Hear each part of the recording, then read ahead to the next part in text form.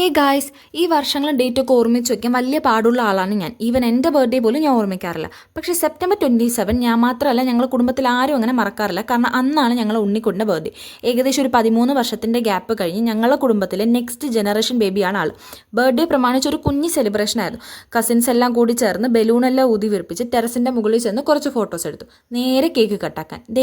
ആ സൈഡിൽ ഓറഞ്ച് ഉടുപ്പിട്ട് നിൽക്കുന്നതാണ് ഉണ്ണീസൻ്റെ അനിയൻ, ഞങ്ങളുടെ വസു. ആൾക്കിപ്പോൾ 3 മാസമാണ്. പിന്നെ സൈഡിൽ നിൽക്കുന്നത് ആഷിമ, ഉണ്ണീസൻ്റെ അമ്മായിയുടെ മോളാണ്.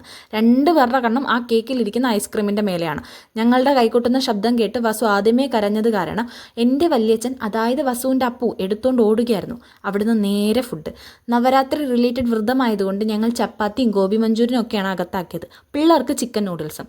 ചോപ്സ്റ്റിക്കൊക്കെ യൂസാക്കി കഴിക്കാൻ ശ്രമിക്കുന്ന ഉണ്ണിക്കുട്ടനെയാണ് നിങ്ങൾ ഈ കാണുന്നത്. ഫുഡെല്ലാം കഴിച്ചു കഴിഞ്ഞ് കുറച്ച് നേരവും കൂടി ഇരുന്നുള്ള സംസാരത്തിനൊടുവിൽ നേരെ വീട്ടിലോട്ട്. അപ്പോൾ ഇന്നത്തേക്ക് ഇത്രയേ ഉള്ളൂ. Bye guys.